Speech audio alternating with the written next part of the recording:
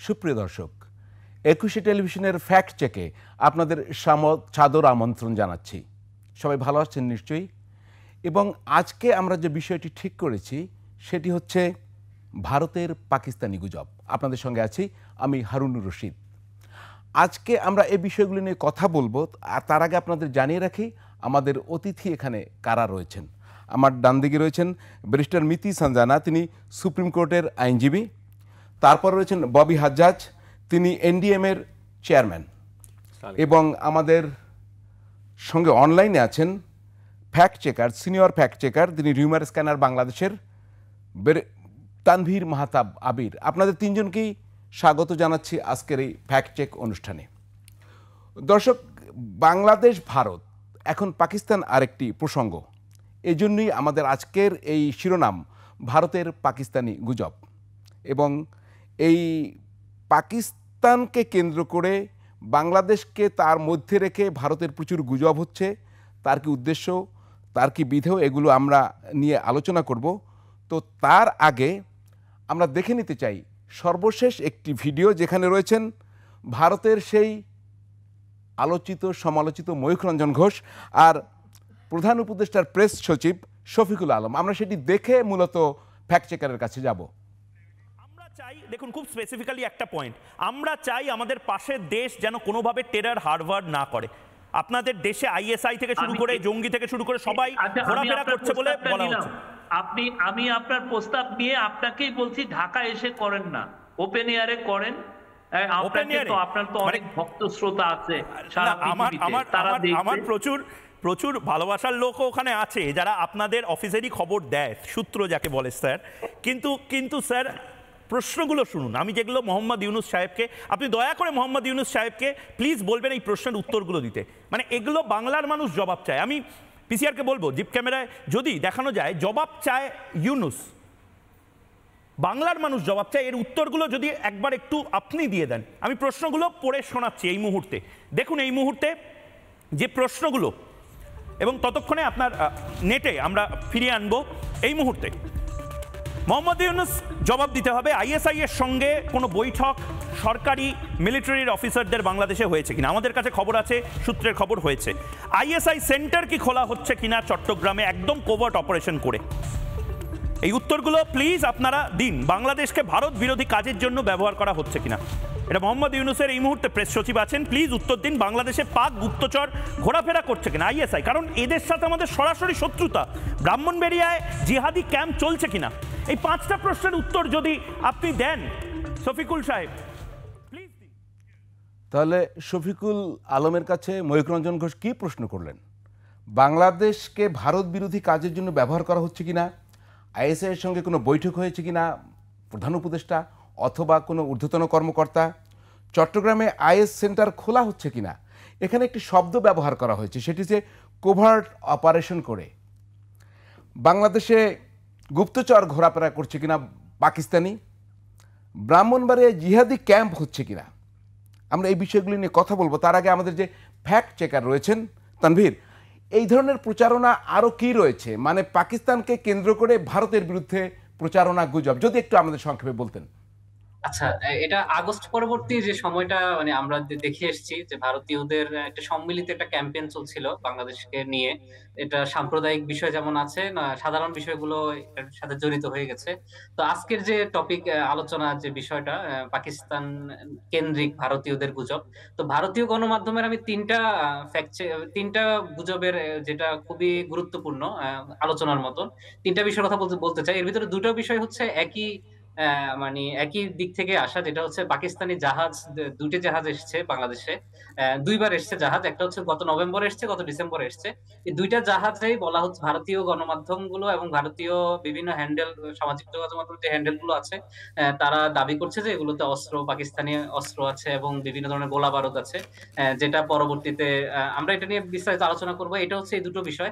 আরেকটা হচ্ছে এই দুটো বিষয় নভেম্বরে যখন প্রথম জাহাজ আছে তখনও ছড়িয়েছিল, ভারতীয় গণমাধ্যমই রিপাবলিক বাংলায় ছড়িয়েছিল যে এই গুজবটা। এরপরে ডিসেম্বরে যখন আবার পাকিস্তানি জাহাজ আসলো বিভিন্ন পণ্য নিয়ে, তখনও হচ্ছে এই ঠিক একই ধরনের গুজব যে পাকিস্তানি জাহাজে অস্ত্র ভর্তি, গোলা বারুদ, এই ধরনের কথাগুলো ছড়ানো হচ্ছে। আরেকটা যেটা বিষয়, যে ভারতীয় আরেকটি গণমাধ্যম আছে আজতক বাংলা, তারা গত ডিসেম্বরে একটা ভিডিও দিয়ে বলছিল যে পাকিস্তানি বাহিনী বাংলাদেশে টহল দিচ্ছে, বাংলাদেশের রাজশাহী, বাংলাদেশের ঢাকায় টহল দিচ্ছে।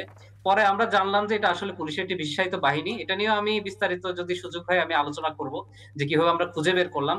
নিউ স্ক্যানারের প্রথম যারা হচ্ছে এটা নিয়ে কাজ করে, এবং আমরা সরাসরি আজতক বাংলাকেও এটা জানিয়েছি। তবে তাদের পলিসি অনুযায়ী তারা এটা আসলে সরায়নি পরে ভিডিওটি। মানে আমরা তাদেরকে প্রমাণও পাঠিয়েছিলাম, তাদের হচ্ছে সংশ্লিষ্ট অথরিটিকে, যে এটা আসলে মিথ্যা। এবং বাংলাদেশের সেনাবাহিনীকে নিয়েও এই ভিডিওটাতে তারা বিভিন্ন ধরনের হচ্ছে বিভ্রান্তিমূলক তথ্য দিয়েছিল, যেটা হচ্ছে আমরা পরবর্তী আইএসপি এর সাথে, আপনারা জানেন যে সেনাবাহিনী হচ্ছে আইএসপি এর বিজ্ঞপ্তি দিয়ে থাকে, মানে মুখপাত্র হিসেবে। আমরা আইএসপি এর সাথে যোগাযোগ করি, তারাও এই বিষয়গুলো আমাদের সাথে আমাদেরকে বিবৃতি দেয় যে এই বিষয়গুলো গুজব। তো এই বিষয়গুলো হচ্ছে ভারতীয় গণমাধ্যমের নিয়মিতই প্রচারণার একটা অংশ। পাকিস্তান কেন্দ্রিক এই ৩টা বিষয় খুবই গুরুত্বপূর্ণ। এছাড়া ভারতীয় বিভিন্ন এক্সটেন্ডেল থেকে নিয়মিতই হচ্ছে বিভিন্ন ধরনের গুজব ছড়ানো হয়, যেটার সাথে হচ্ছে পাকিস্তানকেও হচ্ছে সংশ্লিষ্টতা দেওয়া হয় বলে আমরা হচ্ছে দেখে আসছি।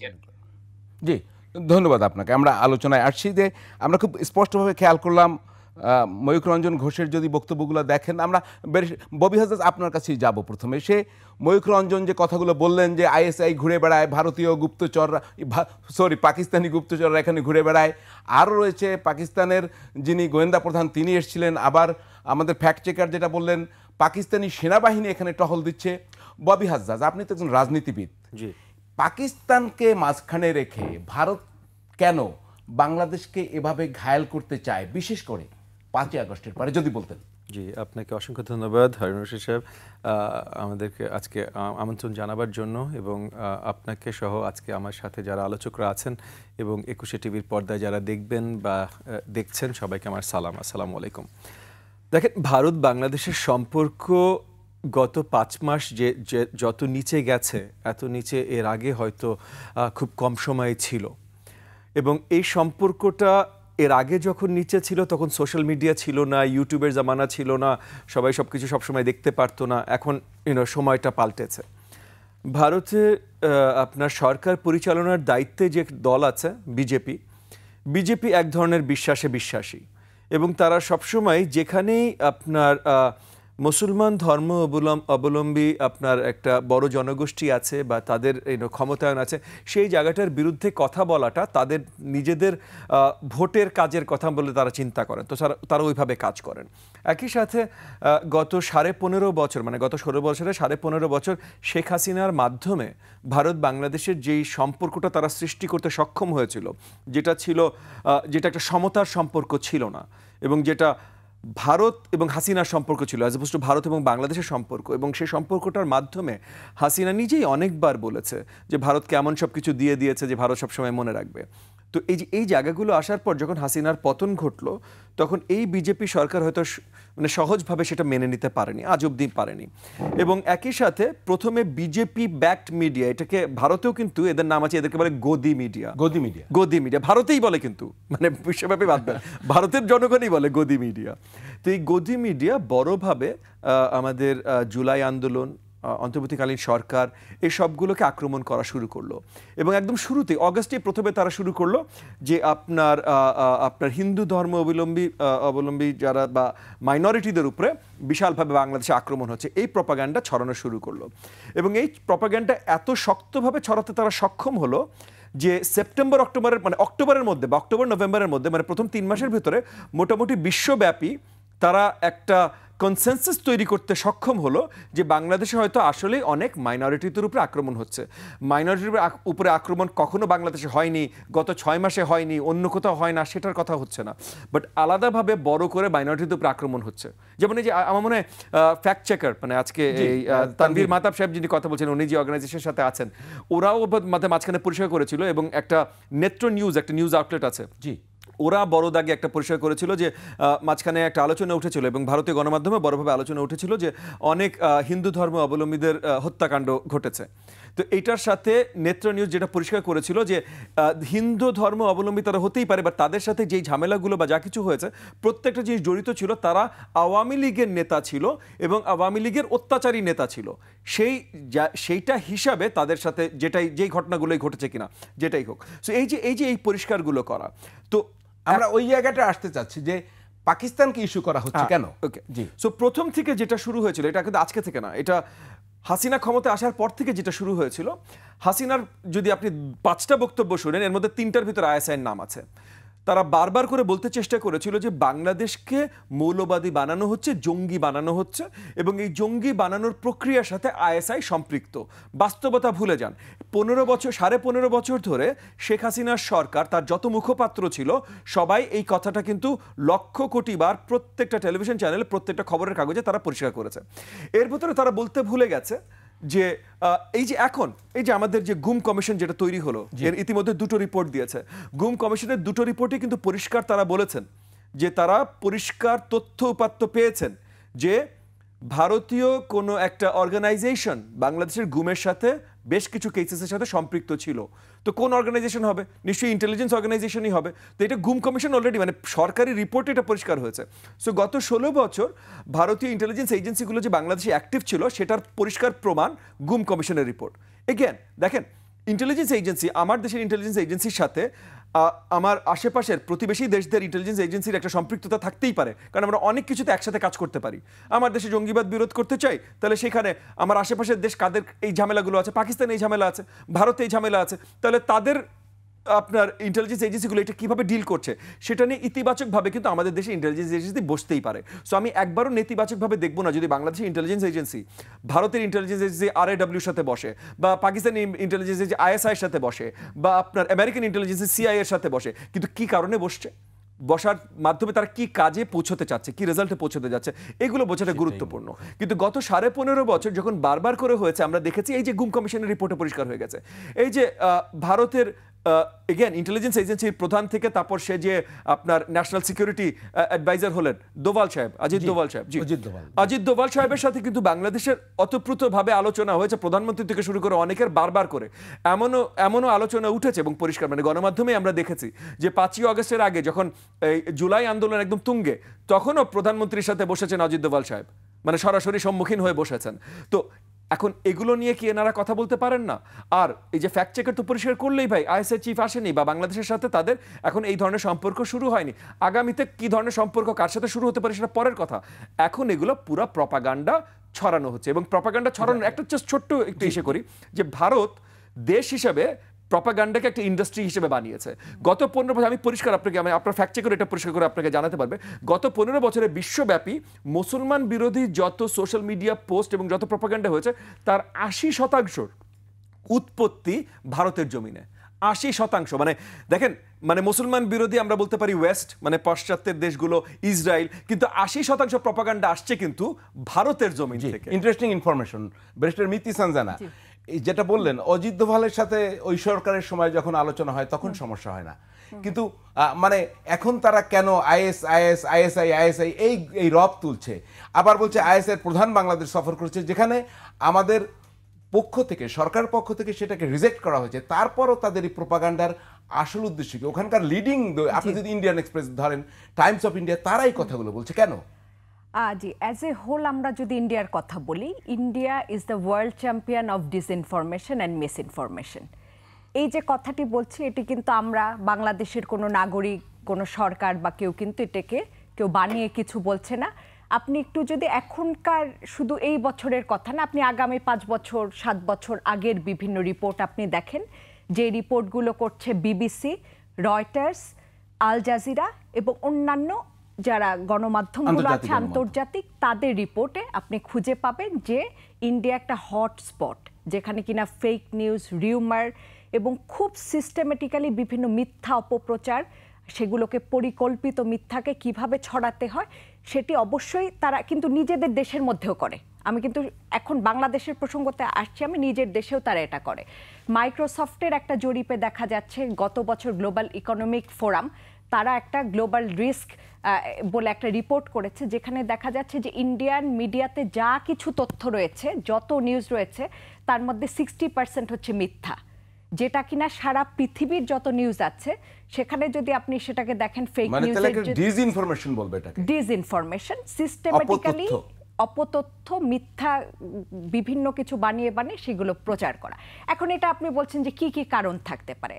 এখন সেখানে হচ্ছে ধরেন 150 কোটি লোকের একটি দেশ, সেই সাথে যদি বাংলাদেশের 17 কোটি লোক অ্যাড হয়, আরও অনেকগুলো মানুষ একত্রিত হয়ে গেল, এবং সেখানে একটা বিশাল ব্যবসা, কোটি কোটি শত শত হাজার কোটি টাকার ভিউ বাণিজ্য সেখানে জড়িত রয়েছে, সেটি একটা বিষয়। এবং সেখানে হয়তো বা আমি মনে করি যে নানা পক্ষের, বিনা কারণে আপনি একটা কথা বলছেন, এত উৎসাহ নিয়ে, এত এনথুসিয়াজম আপনার কোথার থেকে আসে এত উৎসাহী হয়ে, তো তার পেছনে কিছু কিছু কারণ থাকে। সেই কারণগুলো যদি আমরা একটা একটা করে অ্যানালাইসিস করি, তাতে করে দেখা যায় প্রথমত হচ্ছে যে ভারতে 300 মিলিয়ন লোক তারা আপনার হোয়াটসঅ্যাপ ইউজ করে, এবং তারা কিন্তু এই বিভিন্ন তথ্য এবং নিউজের জন্য তারা আসলে সোশ্যাল মিডিয়ার উপরেই নির্ভর করে। সেই হোয়াটসঅ্যাপে আপনি আপনার বন্ধুকে দিচ্ছেন, 300 মিলিয়ন লোক একজন আরেকজনের সাথে সেই SMS বা একটা নিউজ তথ্য শেয়ার করছে, চালাচালি করছে, তো কত লোকের মধ্যে বিষয়টি ছড়িয়ে যাচ্ছে, এবং নিজেদের মধ্যেও করে। কোভিড-19-এর সময় উদ্ভট সমস্ত প্রচারণা, মিথ্যা প্রচারণা চলে, সেখানে বিভ্রান্তির তৈরি হতো।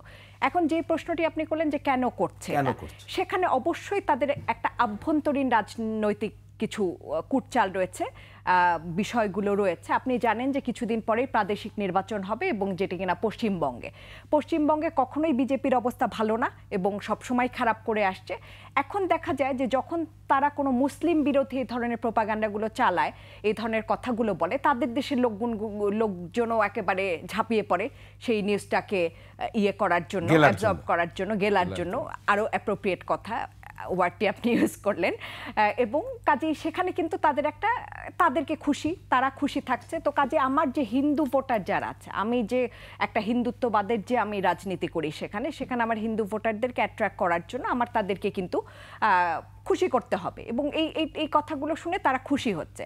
আরেক দিকে যেমন আপনি দেখেন যে বাংলাদেশ থেকে লোকজন যেতে পারছে না, ভিসা বন্ধ করে দেয়। এটা মনে হয় বাংলাদেশে প্রথমবারের মতো, পৃথিবীতে আমি কোথাও শুনিনি যে ভিসা বন্ধ করে দেওয়া হয়, যার ফলে আপনার ব্যবসা বাণিজ্য সবকিছু ব্যাহত হচ্ছে, এবং যার একটা বিশাল ইম্প্যাক্ট পড়ছে পশ্চিমবঙ্গের মানুষের উপরে, ব্যবসা বাণিজ্য অর্থনৈতিক ক্ষতিগ্রস্ত হচ্ছে।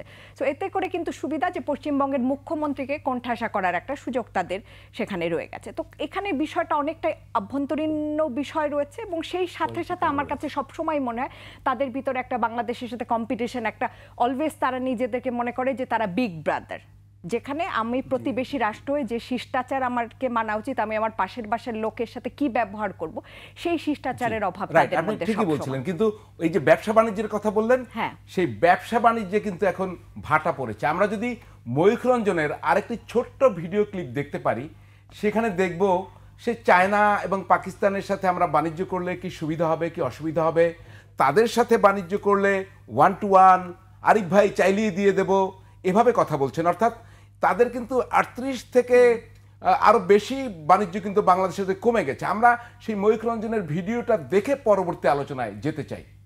কি লজিক, এটা যুক্তি কি?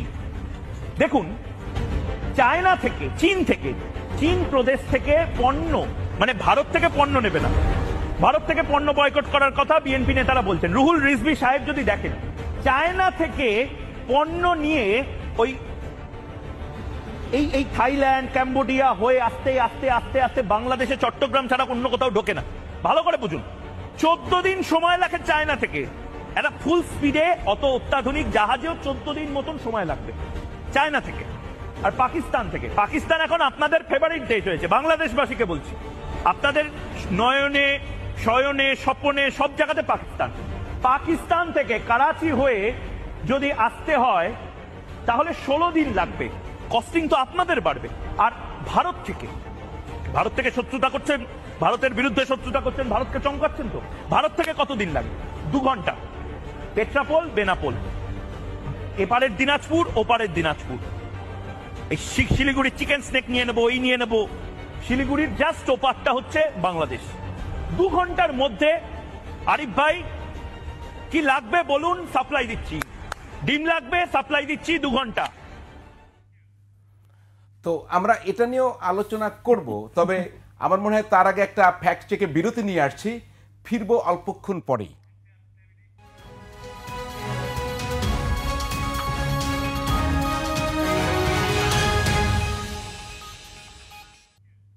দর্শক, বিরতির পর ফ্যাক্ট চেকে ফিরে এলাম এবং আমাদের সঙ্গে থাকার জন্য আপনাদের অসংখ্য ধন্যবাদ। আমরা ওই যে ময়ূখ রঞ্জনের আরেকটি ভিডিও দেখিয়েছিলাম যে ভারতে পণ্য 1 ঘন্টায় আসবে যাবে যাবে আসবে, তা কাদেরটা যাবে কাদেরটা আসবে সেটা নিয়ে পরে কথা বলবো। তার আগে আমরা একটু ব্যারিস্টার মিতি সানজানা এবং ববি হাজ্জাজ আপনাদের ব্যক্তিগত বিষয়ে আপনাদের নিয়ে গুজব এটা আলোচনা করতে চাই। আপনাকে একটা প্রশ্ন আছে, আমাদের দর্শকরা ববি হাজ্জাজকে কি প্রশ্ন করেছে, প্রশ্নটি পড়ে আপনাকে একটু শুনাই। যারা প্রশ্ন করেছেন তাদের একটি সেন্টার ঘাসফড়িংয়ের আয়োজন। তারা বলছেন যে পল্লীবন্ধু এরশাদকে 2014 সালে জোরপূর্বক সিএমএইচে ভর্তি করা হয়। তখন তিনি বলে গিয়েছিলেন আপনার অনুপস্থিতিতে দলীয় বিবৃতিতে শুধু ববি হাজ্জাজের সঠিক বক্তব্য বলে গণ্য হবে, আপনি যা বলবেন তাই সঠিক। তার আগে ববি হাজ্জাজ সাহেবকে আমি চিনতাম না, যিনি প্রশ্ন করেছেন তিনি বলছেন সেই থেকে আপনাকে তার ভালো লাগে। আলহামদুলিল্লাহ। প্রশ্ন হলো, দলের হেভিওয়েট লোকজনের ভিড়ে আপনার প্রতি স্যারের মানে হুসেইন মোহাম্মদ এরশাদের এত আস্থা হওয়ার কারণ কি? পরবর্তীতে কি দলের দালালরা আপনাকে দূরে সরে যেতে বাধ্য করেছিল? কারণ আপনি তো সেই জাতীয় পার্টিতে নেই। এই সময়ে সিএমএইচে কাণ্ড, আসলে কি কাণ্ডটা সিএমএইচে ঘটেছিল আপনার কাছে জানতে চেয়েছেন এই দর্শক। আচ্ছা, প্রথমত আপনার দর্শককে অসংখ্য ধন্যবাদ। প্রথমত 2013 সালের ডিসেম্বর মাসে ওনাকে যখন সিএমএইচে নেওয়া হয় তখন উনি অবভিয়াসলি আমাকে কিছু ওনার মুখপাত্র হিসেবে দায়িত্ব দেন, তার আগেই দায়িত্ব দেন মুখপাত্র হিসেবে। এবং দায়িত্ব দেওয়ার মূল কারণ আমি যেটা মনে করি, কারণ এখন ওনাকে তো আর যে জিজ্ঞেস করতে পারছি না, সো আমি যেটা মনে করি সেটাই বলবো। আমি যেটা মনে করি মূল কারণ যে ওনার এতখানি বিশ্বাস ছিল যে 1 নম্বর হলো যে আমি তার আস্থা রাখবো এবং 2 নম্বর হলো আমি মিথ্যা বলবো না। সো আমি যদি তার বিরুদ্ধেও কিছু বলি মিথ্যা বলবো না। সো সেই জায়গা থেকে উনি বলেছিলেন যে তাহলে মুখপাত্র হিসেবে সবাই ববি হাজ্জাজের কথা শোনেন, আমার নাম বলেছিলেন যে আমার কথা যেন শোনেন। সিএমএইচের ঘটনা যেটা ঘটেছিল যে এরশাদ সাহেব যখন একদম মানে প্রয়াত প্রেসিডেন্ট হুসেইন মোহাম্মদ এরশাদ উনি যখন একদম শক্তভাবে একটা জায়গায় দাঁড়ালেন, এর আগে পুরো 2013 উনি কয়েকবার বলেছেন নির্বাচনে যাবেন না, এরকম অনেক আলোচনা হয়েছিল। কিন্তু এটা বাংলাদেশের রাজনীতির বাস্তবতা, অনেক টানাপোড়েন থাকে, অনেক কিছু থাকে এবং সেখানে আপনি তাকে ক্রিটিসাইজ করতেই পারেন, সেটা ভিন্ন ইস্যু। কিন্তু নভেম্বর ডিসেম্বর মাসে এসে উনি শক্ত দাঁড়িয়েছিলেন যে উনি কেয়ারটেকার সরকার ছাড়া নির্বাচনে যাবেন না, সিম্পল, এটা শক্ত দাঁড়িয়ে গেছিলেন। তো ফাইনালি যখন নির্বাচন একদম ঘনিয়ে এসছে এবং যখন উনি মোটামুটি আর কি পরিষ্কার ওনার দলের সকল নেতৃবৃন্দকে অফিসিয়ালি জানিয়ে দিয়েছেন তাদের ক্যান্ডিডেসি রিট্র্যাক্ট করতে হবে এবং সেটার একটা দায়িত্ব আমার উপরে বর্তে ছিল যে তখন নির্বাচন কমিশনের সাথে সব আদান প্রদান, সব ইনফরমেশন এক্সচেঞ্জ আমার মাধ্যমে হচ্ছিল, এগেন ওই যে সত্য এবং বিশ্বাসের জায়গা থেকে। তো তখন মধ্যরাতে কিছু স্পেসিফিক ওই যে এজেন্সিগুলোর কথা হচ্ছিল, কিছু স্পেসিফিক এজেন্সির ইউনিট এবং তাদের নেতৃস্থানীয় সিনিয়র অফিসারদেরকে পাঠানো হয় ওনাকে একটু জোরপূর্বক কনভিন্স করতে যেন উনি নির্বাচনে যান। এবং এই জোরপূর্বক কনভিন্স, এখন এজেন্সি যা বোঝে তারা সেটাই করবে। সো সেখানে তাকে শারীরিকভাবে অ্যাসল্ট করা হয় এবং শারীরিকভাবে অ্যাসল্ট করবার পর অবভিয়াসলি ওনার বয়সে ওনার জায়গায় একজন শারীরিকভাবে যদি অ্যাসল্টেড হয় জুনিয়র অফিসারদের হাতে, মানে উনি মনে রাখতে হবে যে উনি সামরিক বাহিনীর প্রধান ছিলেন, এই দেশের প্রেসিডেন্ট ছিলেন এবং যখন ওনাকে আঘাত করা হচ্ছে তখন উনি সবচেয়ে বড় দলগুলোর মধ্যে একটা দলের চেয়ারম্যান। সো তাকে শারীরিকভাবে যখন আঘাত করা হয় অটোমেটিক্যালি উনি অত্যন্ত অসুস্থ হয়ে পড়েন এবং তখন ইমার্জেন্সি ওনাকে সিএমএইচে নিয়ে যেতে হয়। এবং সিএমএইচে নিয়ে যাবার পর, সিএমএইচে যদি আসলে অসুস্থতার কারণে নিয়ে যাওয়া হয়, কিন্তু অসুস্থতা তাদের তৈরি করা, এবং নিয়ে যাবার পর এই সুযোগটা ব্যবহার করে সিএমএইচকে বেসিক্যালি তার জেল হিসেবে তৈরি করে রাখা হয়। সো এইটা হলো ওই সময়কার ঘটনা। জি, শুনলাম, আমরা একটি অজানা অধ্যায় আপনার কাছ থেকে জানলাম। তো আপনার কাছে আমরা আরেকটি বিষয় জানতে চাই, এটা আপনাকে নিয়ে তো গুজব না, তো আপনি যেহেতু আপনার বাবা প্রিন্স মুসা বিন শমসের আর আপনি ববি হাজ্জাজ, ইন্টারেস্টিং কেস, আপনার বাবার অস্ত্র ব্যবসার ব্যাখ্যা আপনিই দিয়েছেন। জি জি, আপনি যদি বাংলাদেশের পত্রিকাগুলোর রিপোর্ট দেখেন, আমি একটু দেখাচ্ছি, যে বলা হচ্ছিল যে এটা 2015 সালের রিপোর্ট, যে মুসার সম্পদের পরিমাণ প্রায় 1 লাখ কোটি টাকা এবং এখানে বিভিন্ন উদাহরণ রয়েছে, সুইস ব্যাংকে $12 বিলিয়ন ইত্যাদি ইত্যাদি, আপনি অনেক হিসাব দিয়েছেন। কিন্তু তারপরে 2018-21 সালে বলল ডিবি, ডিটেকটিভ ব্রাঞ্চ যেটা বাংলাদেশের, তারা বলল সুইস ব্যাংকে প্রিন্স মুসার 1 টাকাও নেই। আমার প্রশ্ন, জি, অস্ত্র ব্যবসা সেটা যদি সংক্ষেপে বলবেন, একই সঙ্গে আপনার বাবার আমি জানি ম্যান পাওয়ারের ব্যবসা ছিল, জি, জি। তাহলে ব্যবসাটা কোথায়? তিনি কি অস্ত্র উৎপাদন করতেন না কি করতেন? নাম্বার 1। নাম্বার 2 দুটো একসঙ্গেই দেবেন। এই সুইস ব্যাংকের টাকা কোথায় গেল? আরেকটি প্রশ্ন, তিনি প্রিন্স কেন? আচ্ছা, প্রথম থেকে শুরু করি তাহলে। প্রথমত, বাংলাদেশের যখন অর্থনৈতিক মানে একদম দুরবস্থা ছিল, তখন যেই কয়েকজনের মাধ্যমে বাংলাদেশের অর্থনৈতিক উন্নয়ন শুরু হয়, তার মধ্যে অন্যতম আমার বাবা ডক্টর মুসা বিন শমশের।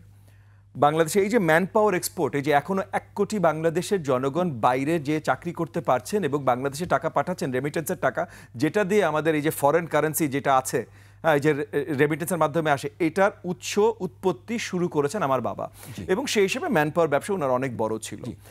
অস্ত্র ব্যবসা যেভাবে বলা হয় এইভাবে ওনার অস্ত্র ব্যবসা ছিল না। উনি যেটা করতেন সবচেয়ে বড় বড়, যেমন এখন মনে করেন বাংলাদেশে বড় একটা ব্রিজ কনস্ট্রাকশন হবে, তো হান্ডাই যদি কনস্ট্রাকশন করে, হান্ডাইয়ের একজন এজেন্ট আছে বাংলাদেশে, তো তেমন ভাবেই বড় বড় মনে করেন ওই যে আপনার কি বলার নাম, ওই রোলস রয়েস থেকে শুরু করে, বোয়িং থেকে শুরু করে, এরকম বড় বড় অনেক কোম্পানির এই একই মানে ব্যবসায় সহযোগী ছিলেন আমার বাবা। সো স্পেশালি এশিয়ান দেশগুলোতে, মিডল ইস্ট থেকে শুরু করে এশিয়ান দেশগুলোতে যখন তারা বড় বড় এই যে ফাইটার জেট বিক্রি করবেন বা এই ধরনের বড় বড় জিনিস বিক্রি করবেন, তখন আমার বাবার মতো ব্যবসায়ীদের মাধ্যমে বিক্রি করতেন। সেই হিসেবে উনি অস্ত্র ব্যবসার সাথেও, গ্লোবাল অস্ত্র ব্যবসার সাথেও অতপ্রুতভাবে জড়িত ছিলেন। সো যখন অস্ত্র ব্যবসায়ী বলা হয়, মানে বন্দুক নিয়ে ছুটাছুটি এইসব জিনিসপত্র না, we are talking about fighter jets and tanks and missiles, এগুলো নিয়ে কথা বলছি আমরা। সো এগুলোর সাথে জড়িত ছিল।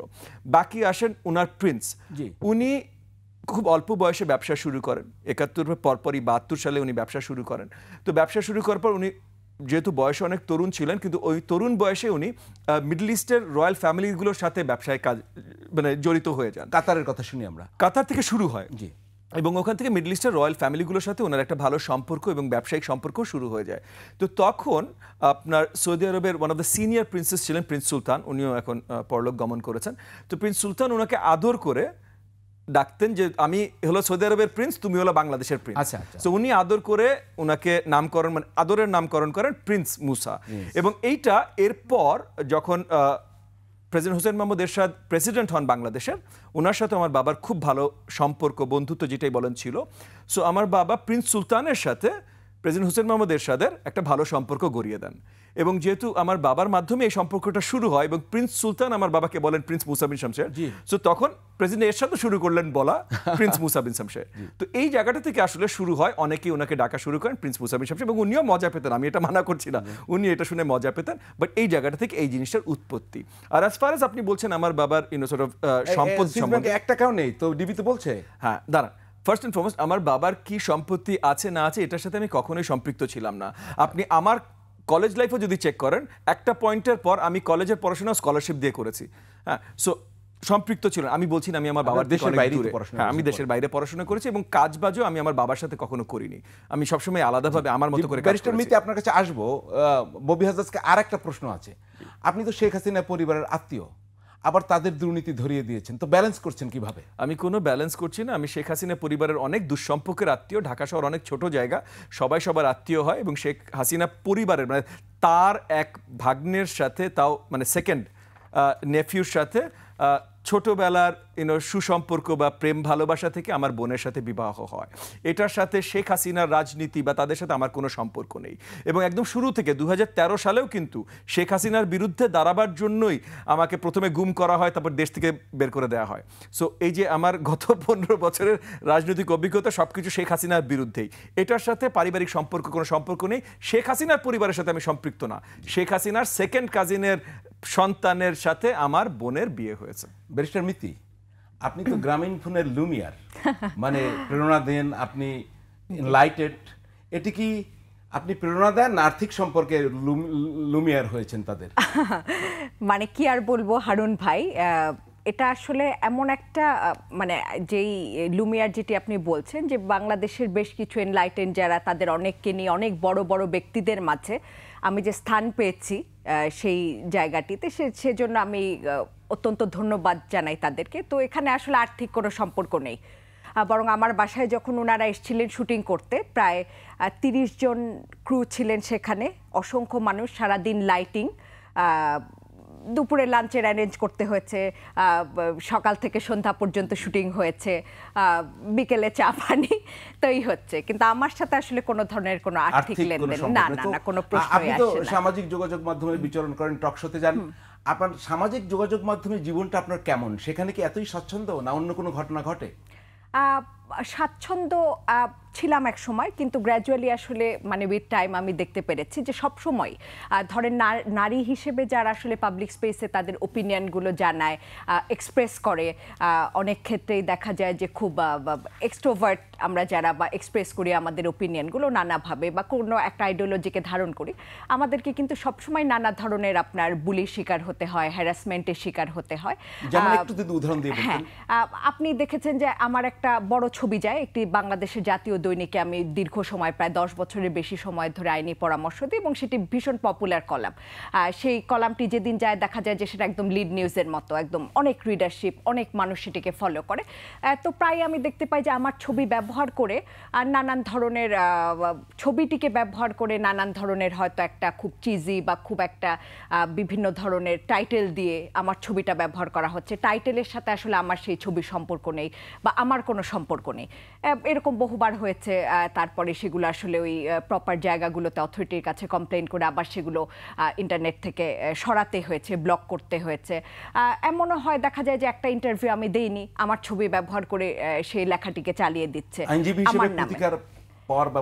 আইনজীবী হিসেবে সবসময় আমার প্রতিকার পাবার ব্যাপার রয়েছে। এবং আরেকটি খুবই ইন্টারেস্টিং বিষয় হারুন ভাই, আমরা সবসময় যে বলি যে পুরুষতান্ত্রিক সমাজ, এখানে আমি খুব আশ্চর্যভাবে লক্ষ্য করেছি যে অসংখ্য নারীরা তারাও কিন্তু বিভিন্নভাবে সাইবার হ্যারাসমেন্টের শিকার আমি নারীদের দ্বারা হয়েছে। আমরা সেই বিষয়টি আলোচনা করব আমাদের পরের পর্বে। আমাদের যে নারী রয়েছেন যিনি কথা বলবেন, আমরা একটু ফ্যাক্ট চেকারের কাছে আমরা যাচ্ছি তানভীর, যে আমরা এই বিষয়গুলো আলোচনা করব। আপনি যদি একটু তার আগে আমাকে বলতেন, তানভীর যদি ইসে থাকেন আমার সঙ্গে, যে আপনি বলছিলেন যে ভারতীয় সংবাদ মাধ্যম ছড়িয়েছিল বাংলাদেশের বিভিন্ন এলাকায় পাকিস্তানি সেনাবাহিনী ঘুরে বেড়াচ্ছে, তো সেই খবরটি কেমন হয়েছিল এবং আপনারা কিভাবে দেখলেন এবং ভারতের বা কি উদ্দেশ্য আপনারা দেখতে পেলেন যে ভারত বলছে, ভারতীয় সংবাদ মাধ্যম বলছে বাংলাদেশের বিভিন্ন এলাকায় পাকিস্তান সেনাবাহিনী ঘুরে বেড়াচ্ছে, বিষয়টি কি?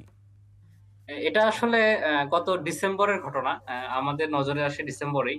এটা হচ্ছে ভারতের একটা গণমাধ্যম হচ্ছে আজতক বাংলা। আজতকের অনেকগুলো পার্ট আছে, তারা আসলে বেসিক্যালি ইন্ডিয়ান টুডে গ্রুপের হচ্ছে একটি প্রতিষ্ঠান এবং ওরা বাংলাতে হচ্ছে এটা অপারেট করে, বাংলাদেশে পশ্চিমবঙ্গের চ্যানেল।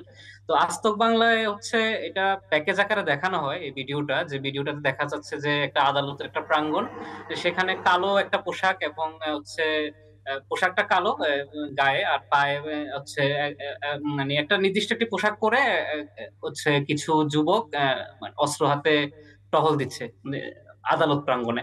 তো তারা দাবি করছে যে এটা বাংলাদেশে দেখা গেছে পাকিস্তানি বাহিনী, পাকিস্তানি পাঞ্জাব প্রদেশের একটা একটা ডিপার্টমেন্টের বাহিনীর একটা ডিপার্টমেন্টের সাথে ওরা মিলও দেখাচ্ছে যে হ্যাঁ এখানে এরকম আছে, এই বেজ এখানে আছে, বাংলাদেশের যেখানে বাংলাদেশে যে ভিডিওটা চালাচ্ছে মানে পাকিস্তানে বলে দাবি করা হচ্ছে ওখানেও একই ধরনের বেজ আছে, একই ধরনের পোশাক মিল দেখাচ্ছে তারা।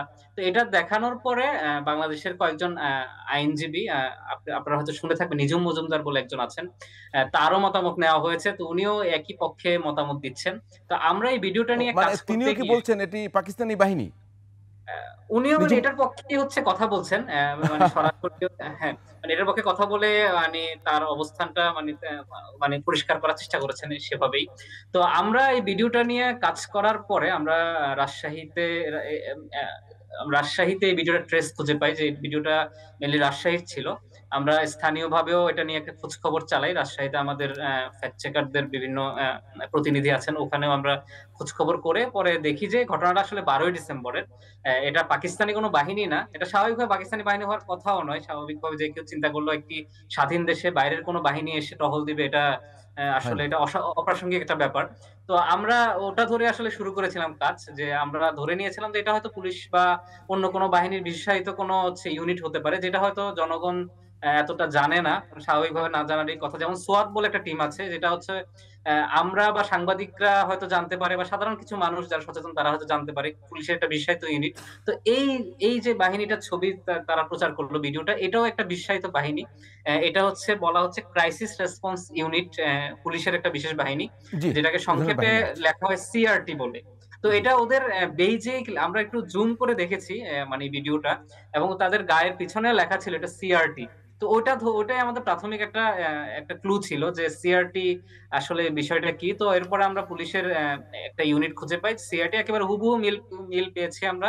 এবং পুলিশের সংশ্লিষ্ট শাখাগুলোতে আমরা খোঁজ নিয়েছি যে তারা নিশ্চিত করেছে যে গত 12ই ডিসেম্বর রাজশাহী 3 আসনের একজন সাবেক সংসদ সদস্য, আমি নাম যদি বলি আসাদুজ্জামান আসাদ, তাকে হচ্ছে নিরাপত্তা দেওয়ার জন্য তা আদালতে নিয়ে যাওয়ার সময় এই পুলিশের এই সিআরটি সদস্যদের সাহায্য নেওয়া হয়। আসলে ওই ভিডিওটাকে হচ্ছে আস্তক বাংলা চালাচ্ছে, পাকিস্তানি বাহিনীকে দেখা গেছে টহল দিচ্ছে। এবং ইন্টারেস্টিং তথ্য জানিয়ে রাখি দর্শকদের, এই আস্তক বাংলার কিন্তু আবার ফ্যাক্ট চেকার গ্রুপ আছে, তারাও কিন্তু আবার বিভিন্ন খবর বা তথ্যের ভুল ধরে, আর তাদের সংবাদ মাধ্যমে আবার এরকম একটি গুজব ছড়ালো। তো আরও জানি আমরা যে আপনাদের জানাবো বিষয়গুলো, সেটি হচ্ছে আরেকটি খবর যেটি পাকিস্তানি সংবাদ মাধ্যমে আপনার প্রচার হয়েছে, যে আমাদের যখন ভারত থেকে পাকিস্তান থেকে যখন পণ্য ভর্তি জাহাজ আসছিল তখন সেখানে যেটা করা হয়েছিল যে পাকিস্তান থেকে ভারতীয় সংবাদ মাধ্যমে এই খবর, না সেটাই বলছি যে পাকিস্তান থেকে জাহাজ এসেছিল, ভারতীয় সংবাদ মাধ্যমে খবর ছড়িয়েছে যে ওই জাহাজে অস্ত্র এসেছে। আরও কি ছড়িয়েছে যে ভারত বিরোধী জনগোষ্ঠীকে দেওয়ার জন্য ওই অস্ত্র আনা হয়েছে। আরও অনেক অনেক খবর, মানে অস্ত্রের ক্যাটাগরি, ছবি ছাপা হয়েছে ইত্যাদি ইত্যাদি। একই সঙ্গে পরে আমরা দেখলাম যে আরও একটি খবর চলে আসলো যে পাকিস্তানের গোয়েন্দা সংস্থা যেটা আইএসআই, তার প্রধান লেফটেন্যান্ট ওসিম মালিক ঢাকা সফর করে গেছেন, এবং ভারতীয় সংবাদ টাইমস কিন্তু এটা দাবি করেছে, খেয়াল করবেন। তো এই যে খবরগুলো, এগুলো একটু করে ফ্যাক্ট চেকারের কাছ থেকে একটু জানি, আপনি সংক্ষেপে চলতি বলতেন এই খবরগুলো কিভাবে আপনারা দেখলেন? এটি কি গুজব, ভুয়া না মিথ্যা? মানে আমি বলছি এটি কি উদ্দেশ্যমূলক কিনা?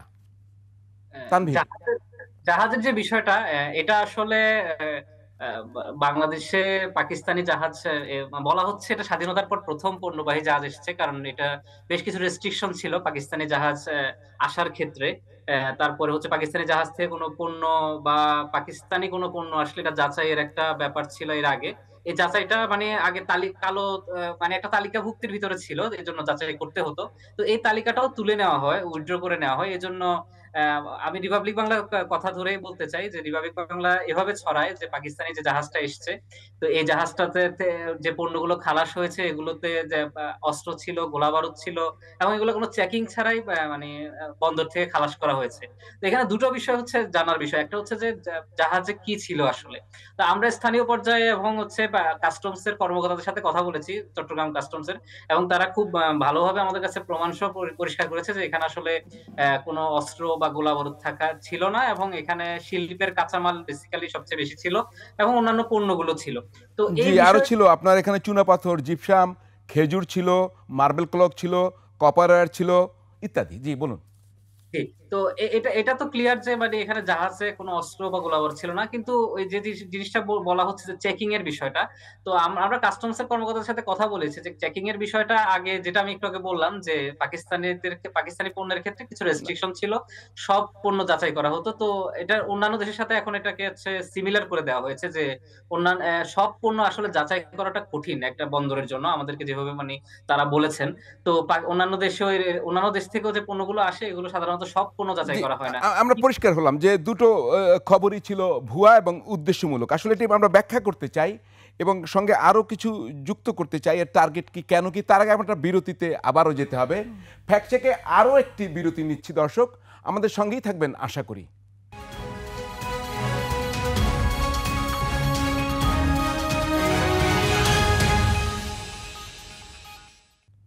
দর্শক, বিরতির পর আবারও ফিরে এলাম ফ্যাক্ট চেক নিয়ে। আমাদের সঙ্গে থাকার জন্য ধন্যবাদ।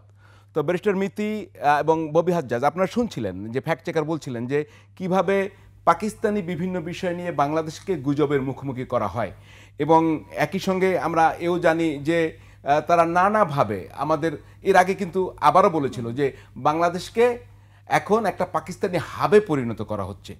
এই যে উদ্দেশ্যমূলকভাবে বাংলাদেশকে নিয়ে, পাকিস্তানকে সঙ্গে নিয়ে এই যে অপপ্রচার চালানো হচ্ছে, আপনারা তো এক পর্যায়ে বলছেন, তো এত গভীরে যাচ্ছে কেন? মানে ভারতের সাথে আমাদের সম্পর্ক থাকতে পারবে, আরেকটি প্রতিবেশী দেশের কি সম্পর্ক থাকতে পারবে না? যদি ব্যারিস্টার মিতি আপনি শুরু করতেন। জি, প্রথমত হচ্ছে তারা তো ডেফিনেটলি চিন্তিত। আপনি দেখছেন যে ব্যবসা বাণিজ্যের উপর একটা এফেক্ট সেখানে পড়ছে। তারপরেও আমি বলবো যে সবসময় এই যে একটা দীর্ঘদিনের তাদের অভ্যাস হয়ে আসছে যে ইন্ডিয়ার প্রায় অনেক সাংবাদিকরাই আমার অনেকবার ইন্টারভিউ করেছে গত 6 মাসে, এবং তাদের একটা আমাকে এরকম সরাসরি প্রশ্ন করা হয়েছে যে do you see India as your big brother. তো তার মানে তাদের কিন্তু সবসময় ওই যে বসগিরি। একটু আপনি ইন্টারাপ্ট করি, যদিও দর্শক পছন্দ করবে না আপনাকে ইন্টারাপ্ট করা, সেটা হচ্ছে আপনাকে কারা প্রশ্ন করে, কিভাবে প্রশ্ন করে? আপনার কি ইন্ডিয়ান টকশোতে যান? ইন্ডিয়ান টকশোতে আমি অনেকবার গিয়েছি এবং প্রতিনিয়তই তারা অ্যাপ্রোচ করে যাওয়ার জন্য, এবং সেখানে গেলে আপনি দেখবেন যে তারা কিন্তু সিস্টেমেটিক্যালি ধরেন চট করে একটা গুরুত্বপূর্ণ পয়েন্ট যখন আমি তুলে ধরছি, যেমন প্রথম থেকেই তারা বলছে যে বাংলাদেশে মিলিটারি কু হচ্ছে। আমি যখন উপস্থাপককে থামিয়ে বললাম যে বাংলাদেশে কোনো মিলিটারি কু নেই, তখন তিনি মাইক আমার বন্ধ করে দিলেন, আমাকে কথা বলতে দেয়া হচ্ছে না। কিন্তু প্রতিনিয়ত তারাই আবার অ্যাপ্রোচ করছেন আমরা যাতে যাই, সেখানে যাই, কথা বলি, কিন্তু তাদের মন মতো কথা, এবং তারা যেই কথাটা আমাদের দিয়ে বলাতে চান, শুনতে চান, এবং খণ্ডিত বক্তব্য, বিভিন্ন ধরনের কথা তুলে ধরা, এই কাজগুলো তারা সিস্টেমেটিক্যালি আসলে করে থাকেন। তো এখানে ডেফিনেটলি আমি যেটা বলছিলাম, এখানে একটা বড় ব্যাপার তাদের অভ্যন্তরীণ রাজনীতি, এবং সেই সাথে সাথে তাদের ভিউ বাণিজ্য, এবং স্বভাবগতভাবেও আমার কাছে মনে হয় তারা কিছুটা এই ধরনের ক্রিটিক্যাল, এবং আমার কাছে মনে হয় যে আশেপাশে যত প্রতিবেশী রয়েছে কারোর সাথেই তাদের ভালো সম্পর্ক নেই।